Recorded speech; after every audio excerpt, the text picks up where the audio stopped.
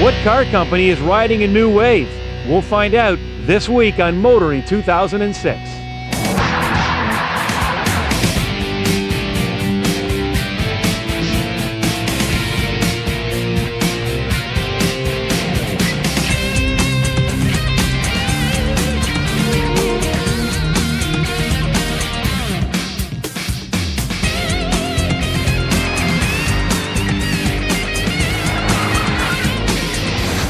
TSN's Motoring 2006 is brought to you by the new Q from Quaker State. Unleash all your horses. You know, yesterday this ocean off the west coast of Vancouver Island was simply calm. The sun was shining. It was a beautiful day. Well, not anymore. Why? Well, of course, the weather never stays the same. It's always changing, and of course, we've come to live with that. But you know, in other aspects of our life, change can be a little unsettling, whether it's our job, family, and of course, as we age, change is inevitable. Well, you know, it's the same with car companies. Take Hyundai. Hyundai, the old was, did somebody mention Pony? The present Hyundai, much improved, and now Hyundai is changing again, introducing 7 new models over a 2-year period. We've already seen the brand new Tucson and Sonata, and now this week we're out here on the west coast to check out one of my favorite small cars, the Accent, as well as the brand new Azera.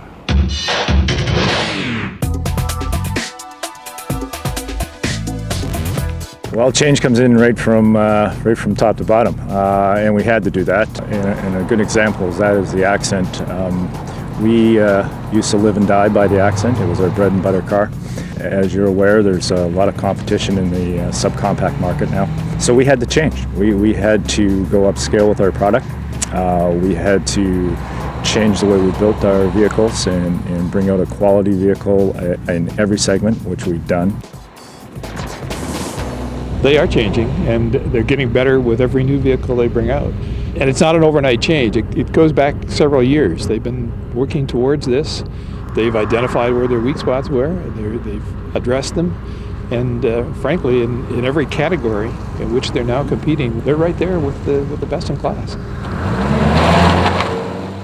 You know, at one point, Accent represented 60% of our sales. And that's too many eggs in one basket.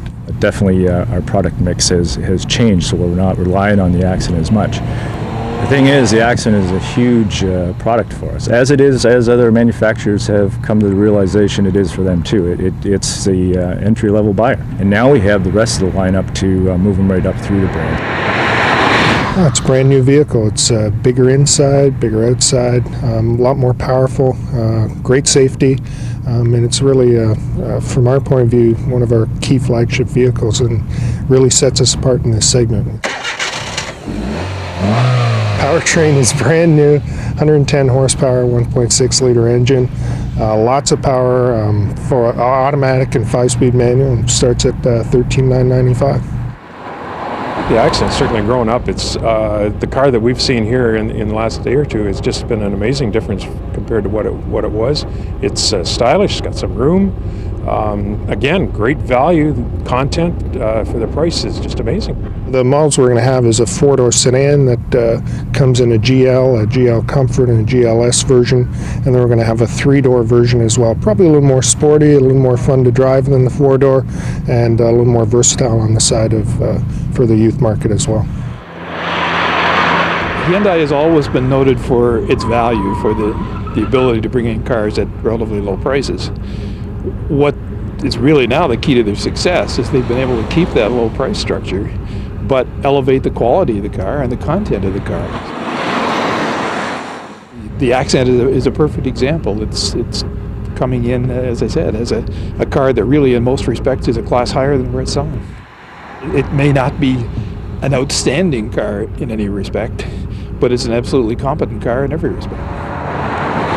Well, the other end of the scale is we have the Azera coming out. It's our new premium sedan, replaces the XG350. It's going to have 263 horsepower and really will enter the market between the luxury and the upper end of the mainstream market. So we're really happy about that one and think we're going to have a great shot at getting some additional sales with that.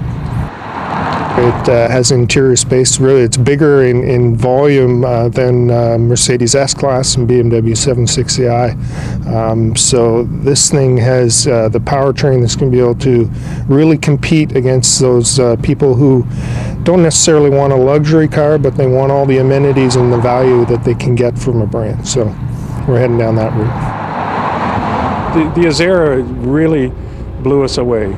It had a wow factor. As soon as you saw the vehicle, right from the get-go, it was, geez, that's a nice looking car. And it hasn't disappointed in the time we've been in it. It's been fun to drive, very quiet. Performance is great. The handling's good. I think they've got a really good car there. There's no question it's going to be a hard sell for them, exactly for that reason, because the name Hyundai has never ever triggered an association with luxury. It's going to be an uphill battle, and it's going to have to be based pretty much on the product. On that basis, certainly the initial indication is it's a heck of a good product, especially for the price. For the same price, for $33,000, $35,000, there's not a lot out there that's demonstrably better.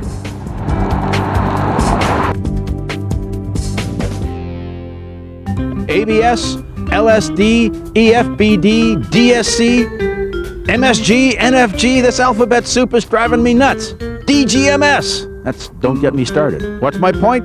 I don't know, but hopefully later I'll have one on Kenzie's Corner.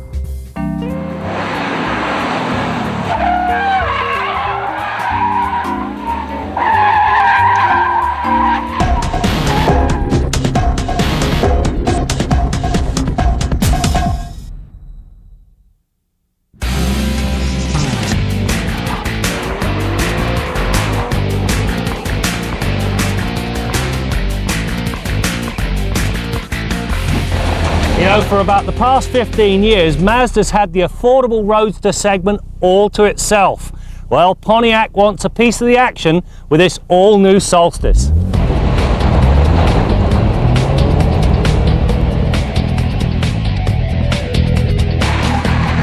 The Solstice's suspension is right out of the tuner books. Double wishbones and coil-over Bilstein shocks at all four corners, and massive 18-inch wheels shod with equally large 245/45 Goodyear Eagle RSA performance tyres.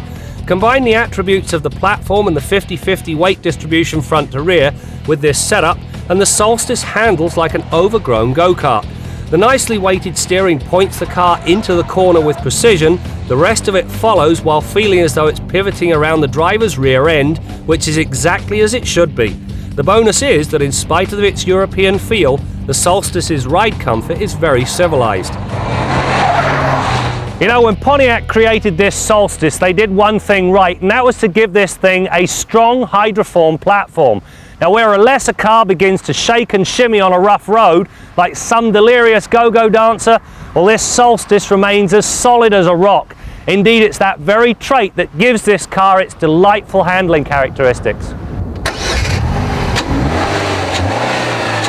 The Solstice also gets plenty of power. A 2.4-litre twin cam that uses variable valve timing on both the intake and exhaust cams. The result is 177 horsepower and 166 pound-feet of torque, 90% of which is available anywhere between 24 and 5600 RPM. Considering the light 1300 kilogram curb weight it's motivating, this is plenty, as the Solstice will run to 100k in 7.6 seconds. Likewise, the exhaust note is purposeful without being overly intrusive when cruising down the highway. The biggest disappointment in this car's major shortcoming is the lack of trunk space. With the top up, there's very little, primarily because you've got the gas tank and a lump that goes on top of it. When you fold the top down, well, that trunk space all but disappears. Let's just say you can take the toothbrush, but you'll have to buy the toothpaste when you get to wherever you're going. The 5-speed manual transmission that's married to the engine makes up my second beef. While the clutch is light and progressive and the shifts short and defined, the ratios you stir are an odd mix. First and second are fine, as they're low enough to deliver a crisp launch. However, just before hitting 100k you have to drop into third. Here the gap between second and third is just too large, and so the engine drops off the boil momentarily, which blunts outright performance. The same is true of fifth gear. This car needs a 6-speed manual box. Slip behind the wheel of the Solstice and you'll find a cozy but very comfortable cabin. The seats have got lots of support, the materials are top notch, and the layout, well, it's entirely logical. There are, however, two things to complain about. With the top down and the sun out, you can't read anything on the radio display. It just washes out completely. The other problem, anytime this car moves, it locks the doors. To unlock them, you've got to take the key out of the ignition. Now, the real problem with this is, of course, that GM don't give you the choice. Well, call me old and call me foolish.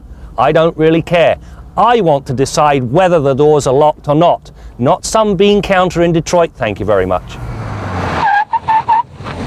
The four-wheel discs and optional anti-lock brakes provide fast fade-free stops, again well above what you tend to expect from an affordable roadster.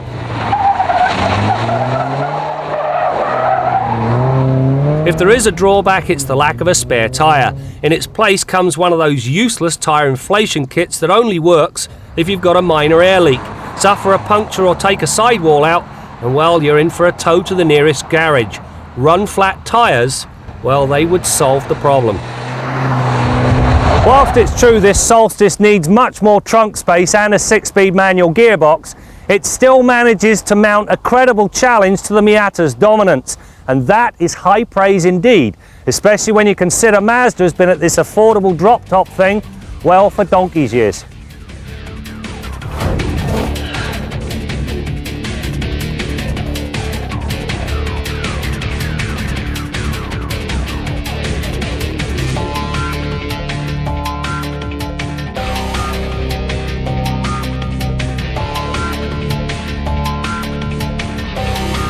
Time to update our long-term Dakota. We're at about 7,600 kilometers right now. All it's taken mechanically so far is one oil change and an oil filter and a minor maintenance. Absolute bare bones minimum, and that's what you expect with a new vehicle. Now, I've really enjoyed driving the Dakota. The ride's great, the handling's great. I love the exhaust note of the high output 4.7 overhead cam V8. You can't beat the exhaust note of a V8, and this one, the exhaust tuning is bang on. It sounds great without being too loud. One thing I did uncover, though, a real pet peeve with this truck. Although the box is a little bit small, I'm not finding that to be the problem I thought it would be, because I'm packing carefully and learning to travel light. But I used the Dakota to move this summer, and I moved a lot of furniture and a lot of boxes in it, and I found that once I got the cargo in the box, I'd covered up all the tie-down points to tie down that cargo, and you want to pack it good and high, get lots of stuff on, and with the tailgate down, you need to tie it down carefully. And I couldn't get to these tie downs, they're blocked. Your next level of attack is go to the box rail, and you usually have stake pocket holes in a pickup truck along the top of the box rail, usually 3 on a full-size box or 2 on a box this side. There's none on the Dakota. You can, of course, get to the edge of the box rail, but there again, a lot of time your boxes or your furniture are tight to the rail and you can't get to them. This is where the aftermarket comes in. You can always buy accessory rails that go on here that give you a point to tie down your cargo. And that's a really important thing, because you want to make sure that all your cargo is properly secured so that you're not on the highway and having it come out on you. There's a lot of turbulence in the box of a pickup, and everything's got to be tied down carefully.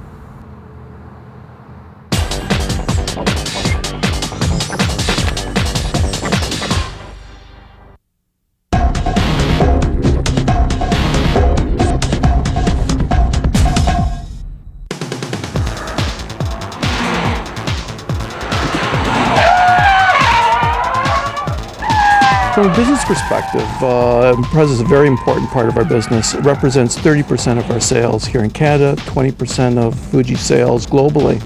But more than that, Impreza represents a huge opportunity for us to convey to the public what Subaru is all about. It's a sporty, compact vehicle that's been developed as a rally car from the concept. The current generation car was introduced in 2000. And then in 2004 model year, we had a midlife makeover of the vehicle, so facelift and change to the interior. And then for 2006 model year, again, we have a second facelift of the vehicle. For the Impreza, really everything from the base of the windshield forward is changed. So front bumper, headlights, grille, hood, front fenders. And this vehicle is the second vehicle that has been launched in Canada that has the new face of Subaru that we first saw on the B9 Tribeca launched earlier this year. There's a new engine. The engine grows in displacement from 2 liters to 2.5, and now 230 horsepower. But the big change there is much more torque at a lower rev. So we have about 8% more torque, but at 10% lower engine speed. What they're trying to do in WRC always is improve the performance of the vehicle. One of them is looking at the aerodynamics of the vehicle. So the new rear diffuser provides more flow of air over the rear spoiler, and what you get is 30% improvement in lift on the rear of the vehicle, improving high-speed stability. I think both cars are really good, both the STi and the WRX. We got to try them both on the street and on the track here, and it's good on the track because it's in a more natural environment, if you will. And the base car I thought was good as an improvement on the last one. It's still a good all-around car. I think it needed a little more power, which was what it got, and the drivability is better too. Like just the overall feel of it, the way the suspension is set, it feels a lot better.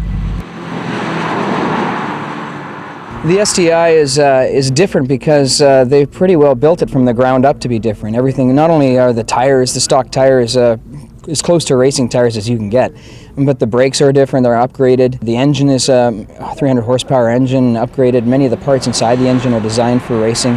The shifter is a 6-speed shifter instead of a 5-speed. The list goes on and on. Interior detailing is much more upgraded. A terrific little car. The main objective of our engineers is to get people safely from point A to point B. And if you've got power to all 4 wheels, you improve the control of the vehicle, that improves safety, and it delivers great performance, as you see with the WRX STi.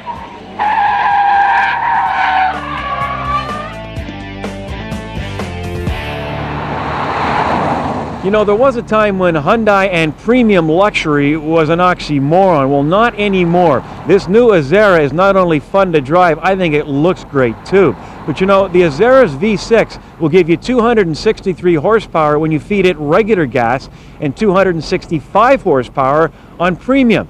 How come? Well, let's ask our man in the Quaker State Garage, Bill Gardner. Brad, all of today's vehicles with electronic engine controls have the ability to fine-tune themselves while you're driving. Some of the things that they fine-tune are the air-fuel ratio or mixture ratio of the engine, and also the spark timing of the engine. Gone are the days of adjusting a distributor and setting timing on an engine. It's all done by the computer that runs that engine. Now, if it's a high-output engine like the one in our long-term Dakota, or a supercharged or turbocharged engine like some of the ones in the Subaru and our long-term tester Forester, these engines usually call for premium fuel. The Dakota, for example, says premium fuel recommended but not required. If you use the premium fuel, these engines will adjust their timing a little bit better. They'll advance the timing a little more than they could on regular fuel. That'll net you better performance, more power, and usually more fuel economy as well. Now, the approximate 10 cents per liter difference between regular fuel and premium will usually come back to you in terms of better performance, better fuel economy on those high output engines. Now, in the case of our long-term tester Forester, this is a turbocharged engine, and any turbocharged or supercharged engine, when it's under boost, it is force-fed its air-fuel mixture, and that effectively raises the compression ratio of the engine above what the basic design compression ratio of that engine is. And that requires, in most cases, premium fuel to combat pre-ignition and detonation. Those are destructive forces in an engine, and that's why you have to use premium fuel in those vehicles. So when you're selecting an engine package, buying a new vehicle, think about this carefully. Are you willing to go the extra buck for the fuel, for that added performance? Most of the purists are, but lots of people that are just worried about dollars and cents are regretting buying those vehicles with the engines that require premium fuel, especially at today's fuel prices. So make sure you think about it carefully. Till next week, I'm Bill Gardner for Motoring 2006.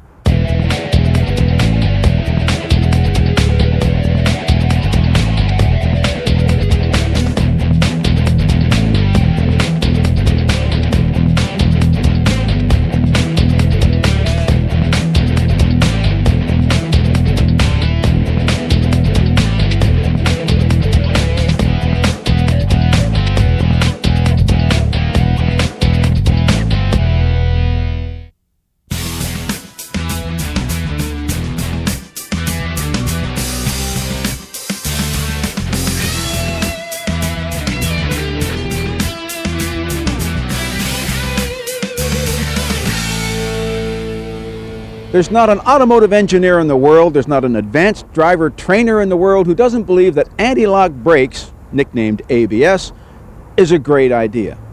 There's only one small problem. Statistically, we've never been able to prove it. They've looked at cars that are similar, that have ABS and don't have ABS. They can't find that it makes much, if any, difference.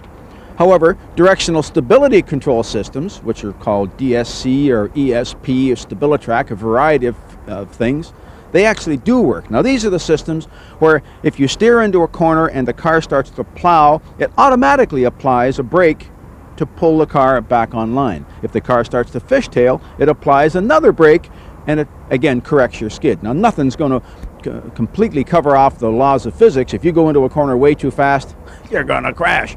But these things have been proven to reduce the number of crashes people have on the highways, particularly amongst large SUVs for some reason. Now, you might argue that maybe we should just let the gene pool cleansing take care of itself, but that's a story for another day. The point is, DSC, we know it works. Now, the chances are, if a car has directional stability control, it also has ABS, so maybe there's some muddying of the statistical waters there. But the point is, if you're concerned about your safety and your family's safety, when it comes time to buy that car, if there's a little box saying optional directional stability control, do yourself a favor, check that box. I'm Jim Kenzie. As we mentioned earlier, Hyundai is hoping for big things from the much improved Accent and the brand new Azera. And if history means anything, the trend should continue. A trend that has seen Hyundai sales in Canada increase 218% since 1995. As for the cars, the Accent, fun to drive, looking forward to seeing the hatchback, and the Azera, we've had just a little bit of seat time in it, and it's been raining. And I'll tell you one thing, the windshield wipers work great. But Graham will have a much closer look at that vehicle on a future test drive. And as for the name Azera, well, the best interpretation we can get from the folks here at Hyundai is it means blue earth. How about that? That's it for now. We'll see you next time out as we continue to bring you more stories about cars and the people who drive them. Of course, we had planned on launching this car 5 years ago, this all-new Rio 4 and 5-door. It's just coincidental, but gas prices are very high, and we know that consumers, particularly Canadian consumers, will go looking for smaller cars. We feel we're going to get shopped more than ever before. TSN's Motoring 2006 has been brought to you by the new Q from Quaker State. Unleash all your horses.